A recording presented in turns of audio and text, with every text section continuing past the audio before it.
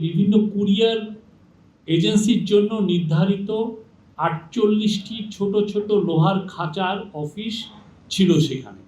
Courier শেডের ভিতরে office এলাকায় ফায়ার অ্যালার্ম, স্মোক ডিটেক্টর ও স্প্রিংকলার ছিল না। আপনি জানেন স্প্রিংকলার দিয়ে পানি দেওয়া হয়।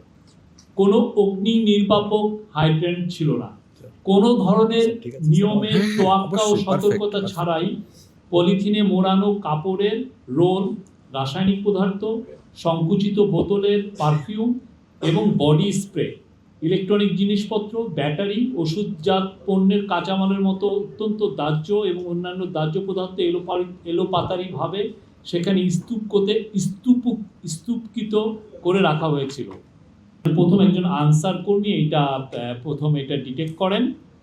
তো এটার বাইরে থেকে সর্বপ্রথম দৃশ্যমান ধোঁয়া দেখা যায় হচ্ছে 14টা 15, মানে 2টা 15-তে। প্রত্যক্ষদর্শী একজন আনসার কর্মী। আর সিভিল এভিয়েশন কর্তৃপক্ষের সর্বপ্রথম অগ্নি নির্বাপক গাড়ির আগমন ঘটে হচ্ছে 2টা 22-এ। তো ফায়ার সার্ভিসেস অগ্নি নির্বাপক যারা এসছিলেন, যেই গাড়িগুলো এসছিলেন, তারা যেই সমস্যাটা ফেস করেন সেটা হচ্ছে তারা দেখেন যে 1500 ডিগ্রির উপরে তাপমাত্রা সহ সম্পূর্ণরূপে বিকশিত আগুন, ঘন ঘন তালা লাগানো লোহার গ্রিলের উপস্থিতি, ফায়ার হাইড্রেন্টের অনুপস্থিতি, অজানা রাসায়নিক পণ্যের উপস্থিতি, অপর্যাপ্ত পানীয় ফোম, কাঠামোগত ধস এবং ধ্বংসাবশেষ ধসে পড়া।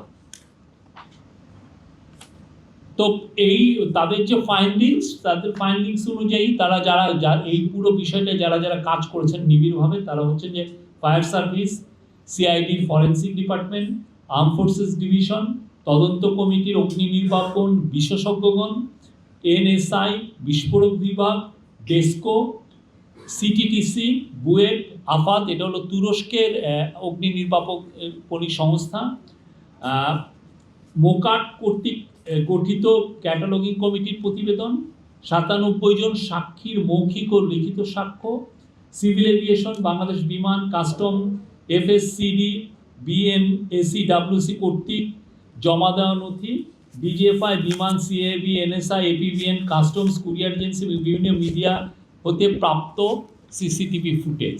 ওনাদের যেটা ফাইন্ডিং সেটা হচ্ছে এটা কোনো স্যাবোটাজ ছিল না। এটা আর্কের পরবর্তী বৈদ্যুতিক আর্কিং এবং বৈদ্যুতিক শর্ট সার্কিটের কারণে এই আগুনটা লাগে। আর আর্কের পরবর্তীতে শর্ট সার্কিটের কারণে কুরিয়ার শেডের বর্ধিত অংশের উত্তর পশ্চিম কোণের পাশাপাশি অবস্থিত কয়েকটি কুরিয়ার এজেন্সির খাঁচাগুলোর মধ্যবর্তী স্থানে অগ্নিপাতের সূত্রপাত হয়। অনুসন্ধানে প্রাপ্ত প্রধান ত্রুটিসমূহ আপনারা জানেন যে এই জায়গায় ওনারা জানতে পেরেছে, এই অনুসন্ধানে আসে যে মোট 7টি 2013 সালের পরে এখানে 7টি বড় অগ্নিকাণ্ড ঘটেছে, যেটার হয়তো অনেকগুলো নিউজও হয়নি। একটা হচ্ছে যে, এবং এখানে ফাইন্ডিংস ছিল যে এটার প্রতিরোধ এবং নির্বাপনে সিভিল এভিয়েশন অথরিটির তেমন কোনো প্রাতিষ্ঠানিক সক্ষমতা ছিল না।